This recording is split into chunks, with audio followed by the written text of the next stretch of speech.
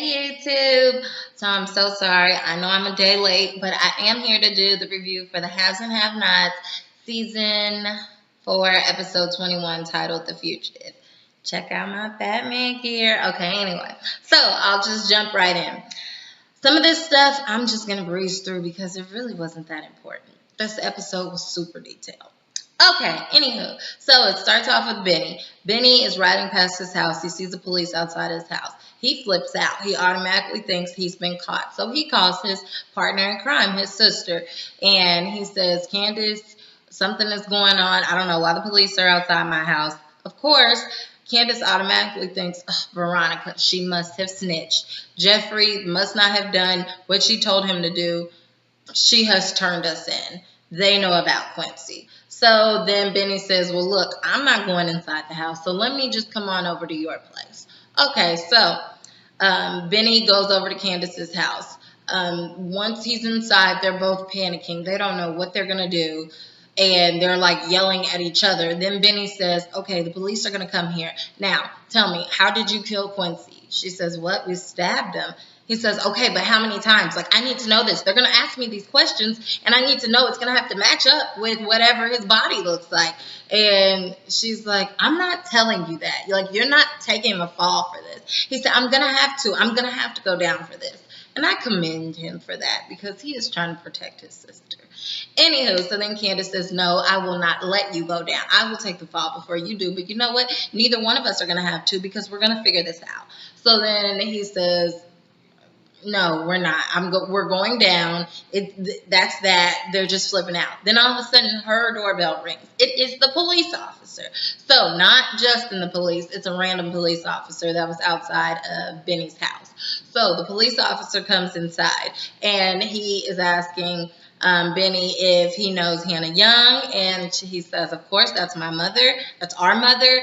And then he says, okay, well, do you know her whereabouts? And he said, no. He said, is she in your house? And he said, I don't think so. Like, why are you asking? He said, okay, so we're going to have to search your house. He's like, no, I know she's not there.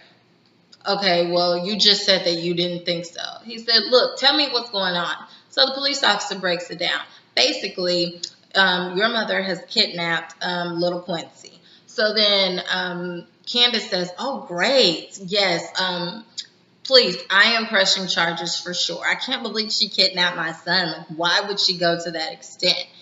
But I guess Hannah thought desperate times call for desperate measures. So then Benny says, no, you're not pressing charges. And the police officer says, look, I don't care what y'all talking about because regardless of whether you want to press charges or not, she's committed a federal offense. Kidnapping is serious out here in these streets. So either way, she's on the run right now, and we're going to find her, and she's going down. And I hope a good officer finds her because a lot of these officers definitely want to be the hero of a kidnapping story. And whether she's a grandma or not, she might get got. Okay, so Benny is getting super defensive. He's like, look, she's not at my house. I don't know. Like, the kid's not in any danger or anything. She loves him, blah, blah, blah, blah, blah. And then so the police officer says, okay, well, could you come with me so I can search your house? Benny said no. And then he said, well, look, let me be honest with you. This is the police officer talking. We can search your house whether you like it or not because we have probable cause. But either you can cooperate with us and you can let us in the front door, or we can break it down. So Benny says, you know what? I ain't got time to be paying for a new door. I'm going to just let y'all in. So then the police officer says, okay, Candace, I'm going to have to check your house too. Benny does not know how to play it cool. He says, no, you can't check here. So Candace says, chill, I got this. And then she says, sir, why would you check my house if you're checking for a fugitive that's on the run that apparently has my kid? Why would I be hiding my kid at my house? The police officer says, touche. I won't check your house. There, done with. Okay, now the police, when they are at Benny's house, he's checked. He doesn't see anything. So the next thing you know, the police show up at Catherine's house. Catherine Cryer. Of course, she is sitting there just lying to them with a straight face. And the police is like, well, have you heard from Hannah? She said, no. It said, well, do you know where she could be? And then Catherine says, did you check her house on Willow Street? And he says, no, that house burned down. She said, oh my. He said, did you not know this? Like, don't you have a relationship with her? She said, excuse me. I am the owner of this home. She was my maid. She cleaned this home. She is the help. Do you really think that I would have a relationship with the maid? Now, come on. And so then the police officer says, okay, you know what, that's true. Okay, well, if you find her, if you hear from her, please let us know. We are looking for her. Great.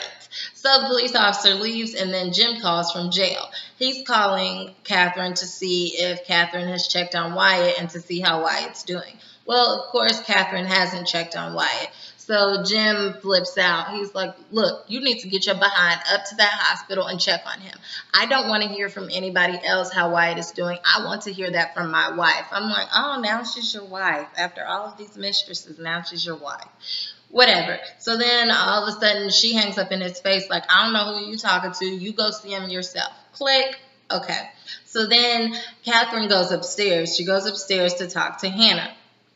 Of course, she's harboring a fugitive at this point. Nobody would suspect that Hannah is there. And little Quincy is laying in the bed, sound asleep. And Hannah is just, she's like freaking out. She realizes that she's done something wrong. She lost her marbles. She acted off of impulse.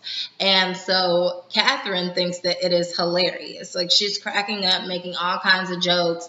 And honestly, she says, well, I can't believe that I'm in a situation where I'm actually helping you. Like, I never thought that day would come. You're always the one helping me. This is craziness. And then so Hannah says, you know what? I'm just going to go turn myself in. I shouldn't have did this. I went too far. I'm taking him back to the hospital. Then so Catherine says, whoa, whoa, whoa, slow your roll, okay? Like, don't act like I haven't dealt with crazy stuff before and I haven't been able to buy my way out of the situation, okay? Crazy stuff happens around here all the time. This time, it just happens to be with you. I'm going to call around town and see if I can get some favors so basically you don't go to jail. Okay. So Hannah says, that would be great. Thank you so much. And so Catherine tells Hannah, you just need to go to sleep and get some rest. So Hannah informs Catherine, you know what? You should really go up to the hospital to see Wyatt. And of course, when Hannah tells her, Catherine is more inclined to listen. So Catherine decides to go up to the hospital. So Catherine goes up to the hospital to see Wyatt. She's bonding with him, having a heart-to-heart. She talks to the nurse. The nurse said that his seizures have calmed all the way down. He's been in and out. He has actually asked for his mother, so it's a good thing she's there. And Catherine is just bonding with him. She's crying. She's basically saying, you know, he came out. He was born kicking and screaming. He was born early. She went into early labor in Wyoming, and he just came out fighting, and that's why she named him Wyatt, from Wyoming. And he's always done things his way since then, and he's still doing it now. So I'm like, yeah, but I really hope y'all get him help, like, when he comes out of this coma, because I do not like evil, mean, like, hooked Wyatt. Oh gosh, no. Anywho, so then next thing you know, we are getting to who we're going to talk about? Jeffrey and Melissa. Let's talk about, no, I'm going to table them. Let's talk about Benny. Okay, so Benny is at, needs to get a hold of Hannah. So Benny goes to the tow yard, and the police are following him at this point to make sure he's not in contact with Hannah. So he goes to the tow yard, and he's telling Mitch, look, I need your phone.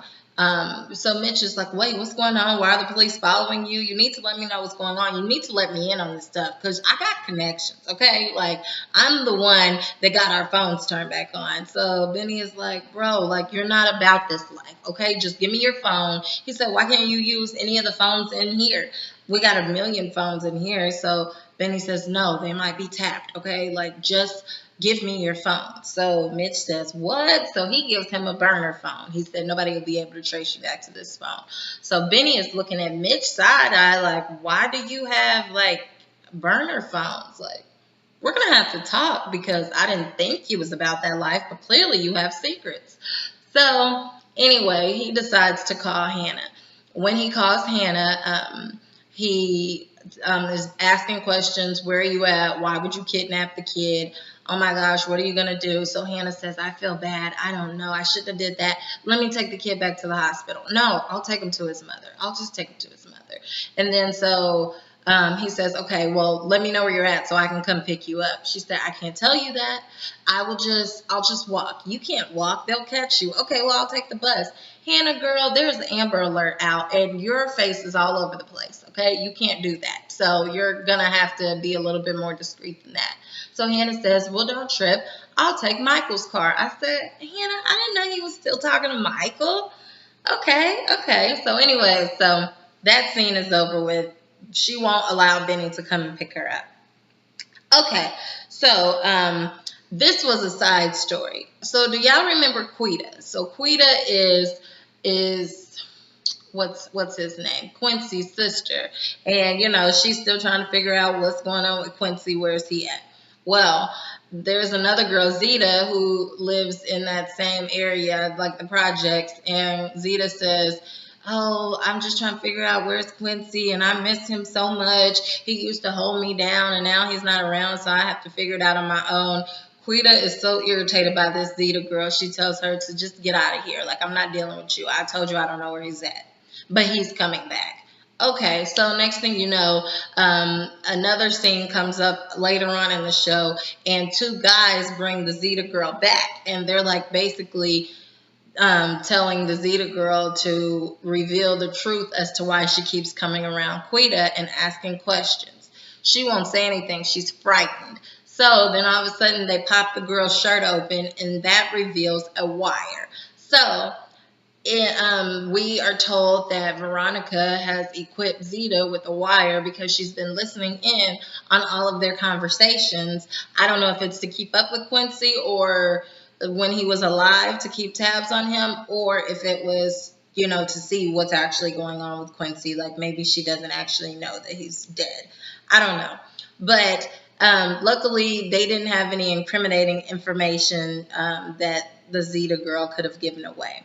So Quita tells them, get rid of Zeta. Zeta who? I've never heard of that. So they're basically going to go kill her. Okay. So anything else? Jeffrey and Melissa. Now I can get to that. So Jeffrey pulls up to his mother's house, and Melissa comes outside playing her role of the little quote-unquote pregnant girl. And she has on like this lingerie, which she does not look like even a little bit pregnant. Like if you're 5 months, you should look somewhat pregnant at this point. So she says, play along, okay, because your mother is watching. This was all her idea for me to dress up like this. Play along, act like you like it, and then come in the house and just have sex with me. And he's like, what? She's like, come on, because my father has chemo today, and your mother is acting like she can't find her pocketbook all of a sudden. Okay, so they go in the house, and Veronica is delusional. She says, oh, you guys look so cute together. Now, don't make too much noise. I'm like, Veronica, you are sick. Like, that clearly means that you want to listen to them, which they're not going to do anything because Jeffrey is gay. Get that through your head. Okay, so the next thing you know, Melissa and Jeffrey go in a room. Jeffrey says, I'm not doing this. Melissa said, you don't have to. You don't have to touch me. I don't have to touch you. Just, like, role play with me. Like, just make noises. So then Melissa starts like fake moaning and things. He's like, what are you doing? She said, play along. Come on. So then he says, I'm not doing this. Well, she keeps on anyway. So then Jeffrey all of a sudden says, oh, Wyatt, oh, Landon, oh, Justin, like just to piss her off. And then so, of course, she's thinking, oh, my gosh, if his mother heard that, she will come in here and kill both of us. So she's flipping out. But then she looks out the window and she realizes that Veronica is leaving anyway. So she basically like snaps at Jeffrey and says, look, why don't you like me? I haven't done anything to you. Your mom and my mom put me up to all of this. I just want money for my dad's treatment. Then he says, look, you're in on it. Either way, you lied to me, you trapped me, and now you're having a baby that I don't even want. Yes, I'm never going to be nice to you. So sip on that. Okay. So that's the end of that storyline, blah, blah, blah. Oh, Brandon. So Brandon / Oscar rushes into the campaign office where David is. He says, I got to get out of town. I got to get out of town for a few days. Somebody's following me. I don't know who it is, but somebody followed me last night, and I definitely know they did because there's a random phone that was in my car. The phone is off. It's dead, but there's a tracker on it, so I know that somebody has followed me. So David is like, wow, who could have done it? Brandon said, I don't know. I got enemies all around these streets. So I'm thinking, what? I didn't know that. So anywho, Brandon claims that he has a mark. So he went over to the Mark's house, and he's basically playing like it's his family. And coincidentally, the man that lives there, his name is Brandon too. So whoever was looking after him, i.e. Candace, she probably thinks that, oh, this is Brandon, which that is Brandon, but it's a different Brandon. That's not Oscar Brandon's actual family. I know, a little confusing. But basically, he's 2 steps ahead of Candace. So Candace, she will find that out later on in the show, I suppose. Okay, and then last but not least, Veronica comes into David's office, and she has on a blonde wig. She looks crazy. So all of a sudden, Oscar Brandon turns into Jonathan, the guy that's there to fix the pipes, and then he leaves.